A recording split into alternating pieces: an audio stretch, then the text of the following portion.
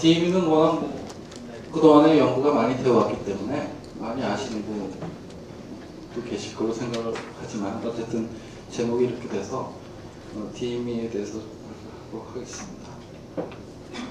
이 그림은 워낙 관심 있는 분들 많이 보셨겠지만 DM이라고 하는 것의 장점이 어떤 것이냐 하는 것에 대해 말씀하고 있는 것이고요. 대체적으로 구조상 메탄올하고 DM을 비교를 해보면 옥시전이 메탄올이 카본 대비 더 많죠. 그래서 연소할 때 메탄올도 이용하긴 하겠지만 연료로 메탄올 쓰기는 좀 어렵고 DME 쪽에 대한 연료적인 연구는 1980년대 초부터 엔진 연구를 시작을 해서 이제 진행이 됐는데요. 전체적으로 보니까 이 DME 성상이 LPG하고 똑같다. 그래서 연료를 충분히 사용할 수 있겠다 하는 것인데 1980년대에 시작된 DME를 연료 이용하겠다고 하는 개념이 되겠습니다. 그래서 1980년대 이후에 많은 사람들이 DME를 연료로 사용하는 다양한 연구를 해왔는데, 첫째는 이제 엔진에 대한 연구가 한쪽 방향이고, 하나는 DME를 생산하는 쪽에 대한 연구, 두 가지 갈래로 지금 연구가 진행되어 오다가 최근에 실제로 DME 플랜트나 이제 메탄올 플랜트를 세우는 그런 직접적인 일이 진행이 상당히 돼 가고 있습니다. 첫째는 이제 대표적인 그림들을 그림 안에서 넣었는데, 중국에서 이제 DME 플랜트가 상당히 많이 활발하게 진행이 되고 있고요. 그다음에 이란, 오만, 카타르에서도 진행되는 것으로 알려져 있고, 그다음에 이란 재팬의 컨소시엄이 진행되고 있고요. 기타 나이지리아 같은 데는 이제 GTA를 관련돼서 MTO가 인스톨되고 있습니다. 아시아 지역에서의 DME 포텐셜에 대한 것이 2004년 7회 저력에서 컨버전 심포지엄에서 발표가 됐었는데, 상당한 양의 한 100억 밀리언 톤 퍼 이어가 실제로 DME가 사용하기 시작한다면 수요가 될 것이다 라고 전망을 내는 바가 있습니다. 실제로 중국에서의 DME가 주는 영향은 DME에 대한 연구에 상당한 지대한 영향을 미치고 있습니다. 그래서 DME가 중국에서 실제로 상용화가 되거나 잘 돌아갈 수 있다면 DME라고 하는 연료로서의 프로젝트는 상당히 성공화될 것이고, 중국에서 DME가 실제로 사용되지 않는다면 아마 좀 의심해야 될 수 있는 그런 상황이 될 만큼 중국에서의 DME 이용 현황은 굉장히 중요한 게 되겠습니다. DME 연구하는 사람 입장으로는 다행스럽게도 중국에서 DME는 이 연구의 생산에 대한 의지는 상당히 점차 커가고 있습니다. 그래서 2003년에 3만 톤 퍼 이어가 이미 스타트업 됐고요. 스케일업 하는 것이 작년에 도연진에서 다시 시작한 걸로 알고 있습니다. 그것은 1단계 DME 합성은 아니고 이제 메탄올 디하이드레이션에 의해서 DME를 생산하는 그런 플랜트가 먼저 들어가 있고요. 그 외에 이제 게스파이어에 의해서 이제 메탄올 합성하는 지역 등에서 DME를 생산하기 위한 줄기찬 계획들을 세우고 추진해 나가고 있습니다. 일본에서의 DME 전략은 사실은 우리나라와 중국을 타겟으로 하고 있다고 생각을 하면 됩니다. 일본에서의 DME 전략은 내처럴 가스보다 더 싸게 DME를 공급하겠다고 하는 것이거든요. 그래서 LNG를 수입해서 연료로 하는 그런 회사들은 상당히 그게 가셔야 될 경우에 타격을 받게 됩니다. 그래서 최근에 가스공사가 DME에 대해 상당히 관심을 보이는 이유는 바로 그런 일본의 전략과 맞물려서 움직여가고 있는 것입니다. 그래서 일본에서 먼저 재팬 DME 포럼이 생겨났고요. 그래서 활발하게 진행이 되고 있는데, 연구는 이용 분야에 대한 연구는 이제 파워 제너럴 시스템, 디젤 관련해서 연구를 하고 있고, 기타 이런 DME를 연료전지에 이용하는 일도 같이 하고 있고요. 그다음에 생산하는 일 쪽은 도연진이력은 메탄올 디하이드레이션 스텝으로 가고, 그다음에 미쓰비시도 역시 메탄올 디하이드레이션 스텝으로 가고요. NKK가 지금 이름이 바뀌었는데 기억이 안 나지만 직접 DME 생산하는 쪽으로 지금 데모 플랜트를 운전 중에 있습니다. 이란에서의 DME는 개발의 입장보다는 이용의 입장이 되겠죠. 그래서 1.7밀리언 톤 퍼 이어였죠. 이 정도의 메탄올을 생산해서 이걸 대해서 DME를 제조하는 쪽으로 지금 프로젝트를 추진하고 있고, DME를 100% DME를 사용한다는 것은 현재로서는 얘기가 되지 않습니다.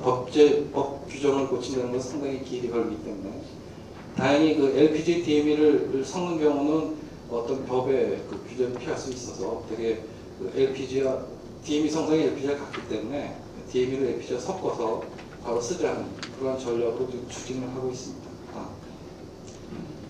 우리나라의 DME 원화는 사실 의외로 역사가 그렇게 다른 나라에 비해서 짧지는 않죠. 그래서 시작된 것은 1980년대 후반부터 관련된 기초연구가 시작이 됐었고요.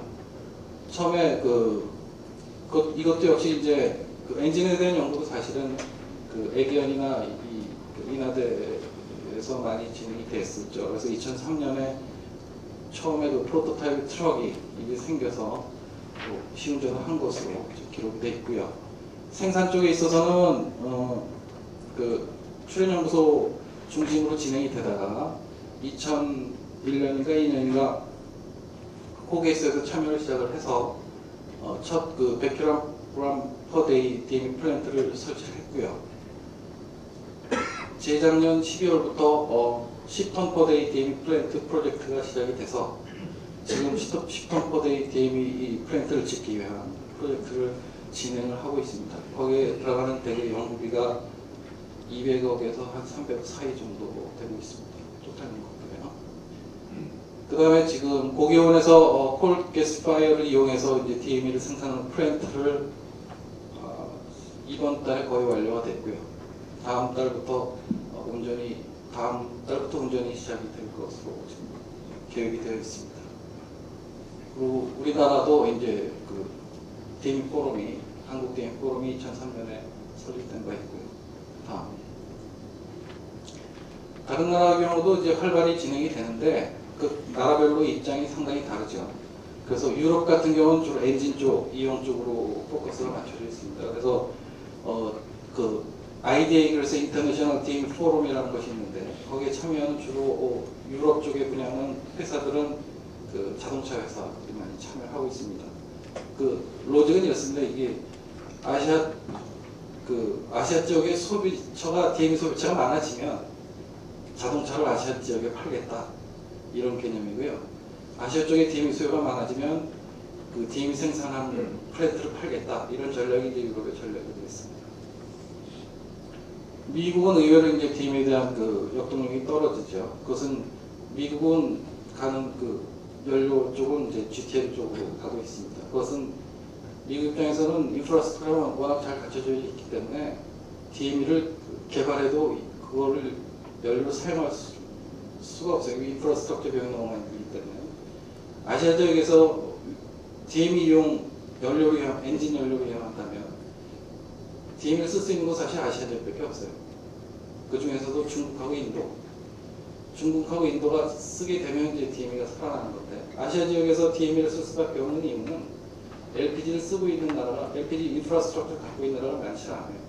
우리나라, 중국, 일본 해서 인프라스트럭처 비용이 너무 들 테니까 인도나 중국은 아직 개솔린 인프라스트럭처가 갖춰져 있지 않기 때문에 거기가 갖춰지기 전에 DME라고 하는 것이 연료로 활용이 될 수 있어서 가시적으로 보여줘서 그 인프라스트럭처 LPG 기반으로 한 물론 DME 포함해서 인프라스트럭처 갖춰지면 DME를 쓸 수 있다는 개념이죠. 그런 관점에서 미국과 유럽과 아시아 지역이 바라보는 DME에 대한 전략이 다 다릅니다. 그 중국에서는 그동안 많이 그 게시피케이션에 대한 그 연구를 많이 해왔고 실제로 그 설비도 많이 있죠. 그래서 석탄에 대한 그 관심은 상당히 중국에서 많이 있습니다. 그래서 이 석탄을 어떻게 활용할 것이냐, 그것이 굉장히 중요한 이슈가 될 텐데, 주창 얘기가 되어 있었지만 현재 IGC 플랜트는 경제성이 없다라는 것이 이제 기본적으로 출발점이 되고요. 그럼 이 경제성을 어떻게 높여줄 것이냐라고 하는 관점에서 합성 연료를 생산하는데 IGCC가 이용될 경우에 IGC라고 하는 것의 경제성을 높일 수 있겠다라는 전략을 이제 2003년 정도에 갖기 시작을 해서 폴리제너레이션의 개념으로 그 IGC 파워 플랜트 경우와는 다르게 전기와 이 폴리제너레이션 할 경우에 IGCC의 경제성은 상당히 확보할 수 있다라고 하는 것을 바뀌죠. 그래서 2003년 이후에 중국의 경우에 IGCC를 사용했을 때 폴리제너레이션 활동의 타당성에 대한 명역 의뢰를 미국 등 각국에 의뢰를 해서 리포트를 받아놓고 이를 추진을 하고 있습니다. 다음. 이거는 이제 SK에서 2001년인가 발표한 것인데 경제성 면에서 보면 효율은 LNG가 높지만 경제성 측면에서 각각의 연료로 설명을 할 때 DME가 경제성이 가장 좋다, 캐피탈 코스트가 가장 적게 든다라는 제시고요. 요거는 이제 이 리포트를 낸 사람은 DOE 이 프로젝트에서 나온 것인데 엔진 개발한 사람이에요. 그래서 엔진을 잘 개발하면 좋은 연료보다 더 청정 배출가스를 줄일 수 있다는 주장인데, 일단은 그거는 여러로 두고 피셔트로프치 이 리플레이스먼트와 DME 리플레이스먼트의 환경적 영향을 검토해 보면 DME 이 경우가 훨씬 적게 되는 것을, 이게 이제 피셔트로프치고 이게 이제 DME 경우죠. 이 연료가 훨씬 청정한 연료라는 것을 보여주고 있는 그림이었습니다. 다음. 중국의 시장을 보면 이게 뭐지? 이거 다음으로 넘어갈게요. 이건 이제 콜로 시작을 해서 한 러닝 프로세스인데, 여기 이게 게시파이어하고 여기서 이제 메탄올을 생산을 해서 이제 나가는데 키포인트는 뭐냐면 이제 수소하고 COP가 돼요. 그래서 이 경우는 CO를 주로 생산을 하고, 요거는 기존에 있는 내추럴 가스 등에서 나오는 메탄올 합성을 하게 되면 기존에 이제 메탄올 합성은 수소가 익세스로 남게 되죠. 그래서 익세스로 남는 기존의 메탄올 공장에 있는 수소를 이용을 하고 콜 게시파이어에 있는 CO를 이용을 해서 메탄올을 합성하겠다라고 하는 것이 이제 러닝 프로세스의 한 방향이고요. 이것은 이제 콜 게시파이어 하나만으로 이제 메탄올 합성하는 경우인데, 이제 합성 가스를 만들어서 원스루로 메탄올 합성을 하고, 사실 메탄올하고 DME랑은 서로 친척간이기 때문에 같다고 보시면 됩니다. 메탄올 합성을 하고 퓨얼 가스를 이제 컴바인 사이클 파워로 집어넣고 합석해서 앞에 넣어서 이제 전기를 생산하고요. 생성된 메탄올을 이제 메탄올 스토리지에 넣어서 세일을 하게 되는 것이죠. 여기서는 리사이클되는 가스가 없이 원스루로 메탄올 합성하는 개념이 되겠습니다. 저희 경우는 요건 이제 고기원 경우에 게시파이어 조성 같은데, 요거는 윤영수 박사님이 2005년에 발표한 자료에서 가져왔는데, CO보다 수소가 훨씬 작아요. CO 대비 한 50% 정도밖에 되지 않습니다. 이 경우는 사실은 합성가스 DME를 만드는 경우도 사실 수소가 많이 작죠. 통상 DME 같은 경우는 옵티마이즈된 B가 1대1 정도 되고요. 피셔트로프치는 아까 말씀하셨지만 1.5에서 2.0 정도 되는데, 현재 보통상의 선진국의 게시파이어는 이제 형태마다 다 다른데, 이 경우는 이제 고등기술은 채택한 게시파이어 조성이고요. 실제 게시파이어 경우는 한 1.0 정도 나오는 것으로 알려져 있습니다. 요거는 B에 대한 DME 생성, 프로덕티비티에 대한 디펜던시인데, 메탄올 같은 경우는 약 수소비가 60% 정도 되는 경우가 베스트고, DME 같은 경우는 1대1 정도 되는 경우가 가장 높은 그 DME가 생성이 됩니다. 그래서 주목하실 것은 메탄올을 합성할 경우에는 요게 빠지고요. 요게 가운데가 빠지고 메탄올이 나올 때 물하고 이제 CO2, CO가 이제 나오게 되는데 DME를 합성할 때는 불행하게도 DME 1몰 생성할 때 CO2가 1몰이 추가로 나오게 됩니다. 다음. 이 경우는 그 CO대에 대한 수소 B에 대한 디펜던스를 보여준 그림, 실험 결과 그림이고요.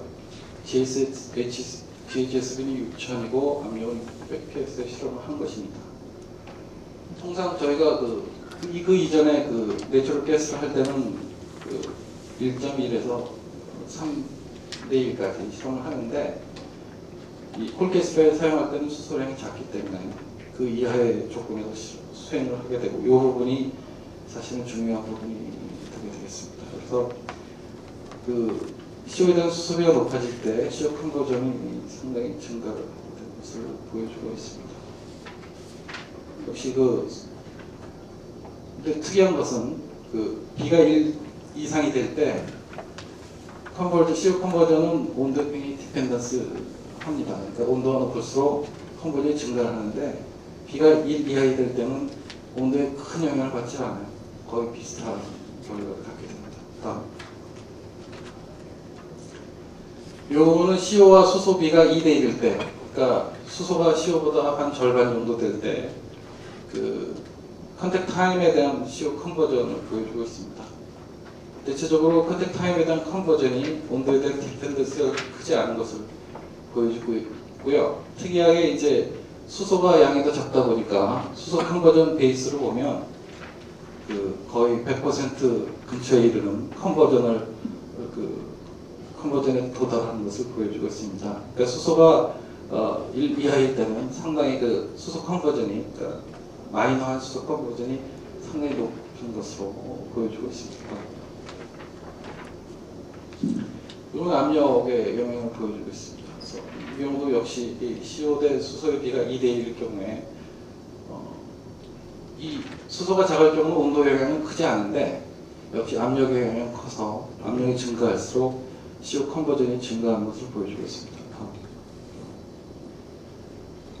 생성물이 CO2이기 때문에 통상 아까 그 가스바에서 CO2가 한 10에서 20% 정도가 함유되어 있고요. 반응 중에 CO2가 또 발생을 하게 됩니다. 그래서 CO2가 실제로 반응에 어떤 그 안 좋은 효과를 주느냐 하는 것에 대한 영역을 검토해 보았는데, 요거는 이제 그 전체 카본 대비 CO2 농도가 되겠고요. 그 CO2 농도가 증가할수록 DME 일드가 상당히 감소하고 역시 CO2 조성이 증가를 하죠. 근데 전체적으로 CO2를 빼고 컨버전을 볼 때는 CO2 자체가 그 반응에 그걸 억제하는 그런 효과를 갖고 있지는 않습니다.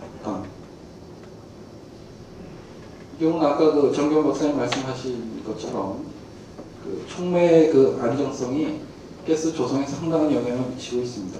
그래서 메탄올 합성자 같은 경우에 그 저의 디액티베이션의 저의 로직은 그 300도 정도, 한 250에서 300도 정도에서 각 가스마다 그 리덕션 하는 능력이 다릅니다. CO 같은 경우가 굉장히 리덕티브해서 메탈 옥사이드를 쉽게 리덕션 시키죠. 그래서 아까 그 GTL 경우에 CO 함량이 많을수록 수소가 적을수록 디액티베이션이 더 활발히 이루어지는 것은 CO가 금속 산화물을 더 잘 환원시키기 때문에 그 촉매를 더 디액티베이션 잘 시키기 때문에 그런 것이고요. 이 메탄 합성형 카파징크 알루미나 같은 경우는 징크 옥사이드가 파샬이 리듀스가 됩니다. 그럼 징크 옥사이드 리듀스가 되면 징크 옥사이드 카파하고 결합을 해서 플러스가 포지션 되거든요. 그렇게 되면 촉매가 신터링이 상당히 진행이 돼서 디액티베이션의 한 원인이 되고 있습니다. 그래서 굉장히 리덕티브한 조건일수록 촉매의 피화성은 심해지니까 당연히 예측한 데는 그 수소가 작은 그 석탄화기의 가스를 이용할 때는 촉매의 피화성이 좀 더 심해지는 것으로 예측이 되고, 이 그림은 이 경우 이제 그 파셜 프레셔 이펙트를 보여준 것이고, 이 경우가 이제 그거에 대한 영향을 보여주고 있습니다. 초기 그 컨버전 대비 디액티베이션 정도를 보여준 것인데, CO 함량이 높아질수록 수소 함량이 높아질수록, 즉 그 CO 함량이 많아질수록 디액티베이션이 더 잘 되고, 그 수소비가 CO 대비 더 높을수록 디액티베이션이 더 안 되는 것을 보여주고 있고, 이러한 그 피겨는 바로 그런 그 기본적인 언더스탠딩을 서포트해주고 있습니다. 아까 보여드린 것이 수소가 100%가 나왔는데 그게 가능한 것이냐? 사실 처음에 그걸 봤을 때는 그 메탄올, 이 DME 합성은 메탄올 합성을 거쳐서 메탄올 디하이드레이션 되면서 DME를 가는데, 메탄올 합성이라는 게 이게 이큐리엄 컨버전, 이큐리엄 반응이고, 이쪽 그 DME, 메탄올 디하이드레이션도 이큐리엄 반응이거든요. 근데 어떻게 100% 수소가 컨버전이 이루어질 수 있을까라는 관점에서 볼 때, 그 CO하고 수소가 CO가 메탄올에 쏟으면 가능하지 않을까라는 생각을 해서, 기존에는 제일 처음에는 CO가 메탄올의 소스로 이해가 됐다가 진행이 되면서 CO2가 메탄올의 소스로 다시 바뀌었어요. 그 러시아 로조프스키라는 사람이 그걸 제안을 했고, 나중에 다시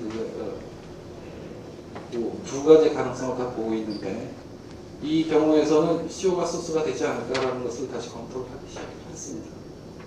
그래서 보통 메탄올 합성은 요 투 패스로 다 여전히 진행을 하고 있습니다. CO와 수소에 의해서 메탄올이 합성되거나, CO2와 수소에서 이렇게 메탄올 합성이 되고, 그 다음에 시프트 리액션이 동반되는 것에 의해서 메탄올이 합성이 되고요. 그 다음에 DME 생산하기 위해서 메탄올 디하이드레이션이 진행이 되게 됩니다. 그래서 각각의 경우, 각각의 패스에 대해서 이제 그 열역학적인 이큐리엄 컨버전을 구했는데 거의 일치하고 있습니다. 나중에부터 이게 당연하더라고요. 이게 서로 그 디펜던트해서 그 CO 루트로 가든 CO2 루트로 가든 그 서머다이내믹스는 이제 같을 수밖에 없이 그렇게 나타나는 것을 보여주고 있습니다. 그래서 프로덕트 디스트리뷰션을 보면 그 온도가 증가함에 따라 그 CO가 온도가 증가함에 따라 이제 DME가 서서히 줄어들게 되죠. 그거는 이제 열역학적으로 그런 것을 보여주고 있고요. 이 경우는 이제 어떤 관점에서 이걸 계산을 했었냐면, 그 수소가 작기 때문에 CO보다, 그럼 시프트 리액션을 둬서 CO를 CO2로 전환하고 수소를 만들어서 CO 수소비를 맞추자. 그런 개념을 생각할 수 있고, 그럴 경우에 프로세스 상에는 시프트 리액션을 수소형이 작은 그 피드 게스에 시프트 리액터를 하나 달고 CO 수소 밸런스를 맞추고 DME 리액터를 둘 경우에 어떤 현상이 벌어질 것인가와, 그 단순히 DME 그 리액터에 시프트 리액터를 달지 말고 물을 넣었을 때 그 효과가 어떻게 될 것인가를 비교하기 위해서 저희가 가서 검토를 해보았습니다. 그래서 그 검토를 하기 전에 열역학적으로 물을 넣었을 때 그 DME 일드가 어떻게 달라질 것인가에 대해 검토를 해본 결과, 물을 그 DME 대비 추가로 더 넣었을 때 여기서 이제 CO를 45몰포화로 하고 CO2 10몰포화, 수소를 25몰포화, 요건 이제 모든 기술 합성가스 바에서 나오는 그 가스의 조성비대로 피드를 가정을 했을 때, 물을 0에서 20까지 그냥 반기 안에 넣었을 때 DME 일드가 어떻게 변할까를 검토해 본 결과, 물을 한 5몰포화 정도 넣었을 때 가장 높은 DME 컨버전이 얻어졌고요. 추가로 더 15, 20몰의 물을 추가로 더 넣었을 때는 오히려 DME 컨버전이 주는 것을 보여주고 있습니다. 그래서 계산상 그 옵티마이즈된 물을 넣었을 때 DME 일드가 추가로 시프트 리액터를 넣지 않아도 상당히 일드가 향상할 수 있다라는 것을 보여주고 있습니다. 그래서 그 옵티마이즈된 그 10몰포아워의 물을 그 DME 리액터에 넣었을 때 그 프로덕트 디스트리뷰션 온도에 따라 플롯한 것이 되겠습니다. 그래서 DME가 약 한 그 15몰, 15% 정도의 그 일들을 얻을 수 있는 것을 보여주고 있습니다. 다음. 요거는 이제 물을 넣었을 때와 안 넣었을 때, 단순히 물을 넣었을 때와 안 넣었을 때 그 DME 일들을 비교한 것인데요.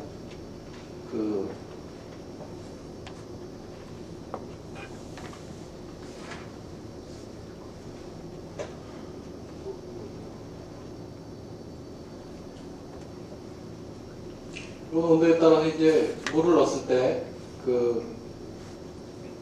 CO 컨버전이 줄죠. 그것은 이제 어떤 얘기냐 하면 그 DME 일드라는 것은 물을 넣었을 때도 증가를 했는데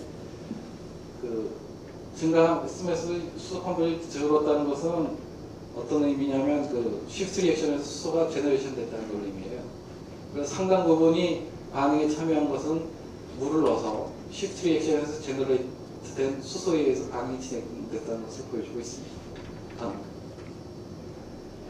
그래서 세 가지의 경우를 검토했는데 피드를 똑같이 두고 DME를 원패스할 경우에 프로덕트 디스트리뷰션을 보여주고 있고요. 또 하나는 피드를 이 경우는 질소가 지금 보기 경우는 게스파인 질소가 있기 때문에 질소가 없이 있는 피드 경우, 질소가 있을 경우의 피드 경우, 그 다음에 반응기에 물을 옵티마이즈 된 식물 포화를 넣었을 경우에 그 일들에 대해서 비교를 해보았습니다. 그 경우를 보면 질소가 없을 경우 DME 일들은 질소가 있는 경우에서 약간 생산량이 증가를 하고요. 물을 넣었을 경우는 약 한 40% 이상 DME 일드가 증가하는 것을 보여주고 있습니다. 그래서 단순히 이 물만을 넣음으로써도 그러니까 수소가 CO보다 작을 경우에 옵티마이즈된 물의 피드량이 결정이 될 것인데 단순히 물만 넣어서도 지금 고기온 가스 조성의 경우에 10몰 포 정도, 25몰 포화의 CO 경우에 10몰 포화의 물을 넣었을 경우에 DME가 약 40% 향상되는 것을 보여주고 있습니다. 그래서 두 가지를 이제 돌려보았는데 하나는 DME 리액터를 두고 듀얼 세퍼레이터를 달아서 시프트 리액터에 의해서 CO를 수소로 전환한 다음에 CO2를 이 부분에서 CO2를 제거를 하고 CO2를 제거해야 되겠죠. CO2가 생겼으니까. 그래서 조성을 그러면 이제 CO가 주로 나오게 되는데 그래서 이 하이드로젠이 익세스된 수소와 모든 기술원의 수소 데피션트한 피드와 합해서 DME를 넣었을 경우에 프로덕트와 단순히 DME 리액터 하나에 물을 넣었을 경우에 DME 일들을 비교를 해보았습니다. 그래서 이 경우는 단순히 물을 넣었을 때에 비해서는 두 개의 유닛이 더 추가가 되죠. 그래서 각각에 대해서 이제 돌려서 컨버지 한 후에 조성을 보면 CO 베이스된 DME 일드는 50.6%가 나왔습니다. 다음. 아까 경우는 이제 질소가 있을 경우고 질소가 없을 경우도 거의 질소가 있는 경우와 비슷하게 50.6% 정도의 DME 일드가 나왔고요. 다음. 이전이요. 한 번 더. 이 경우는 이제 결론을 볼까주시죠. 메탄올 신세시스 소스가 CO로 가정되는 경우 소스 전환율이 CO2인 경우보다 다소 높게 나타났고요. 이런 결과가 반드시 CO가 메탄올 소스라고 결론 내리긴 다소 부족했고요. DME 반응기에 물을 공급하는 경우 별도의 성가스 반응기를 도입하는 경우와 비교한 결과 DME 반응기에 물을 도입해서 원수로 반응을 차이하는 경우와 시프트 리액터를 추가로 도입하는 경우 DME 및 생성물의 분포 차이는 거의 없었습니다. 그래서 결론적으로 얘기를 하면 초기에 수소가 부족할 경우에 시프트 리액터를 닫아서 수소를 더 과잉으로 생산해내고 CO2를 분리해서 DME 리액터하고 하이드로젠 데피션트한 피드가스를 넣어서 DME의 일들을 높여보자라는 생각을 하기 쉬운데 그런 것과 단순히 물만 집어넣는 것과 동일한 효과를 보이고 있다라는 것을 지금 이 결과가 보여주고 있고요. 지금 고등기술원의 가스화기 조성에서 최적 조건의 물은 약 10몰 포 말씀을 드리고 있습니다. 이상입니다.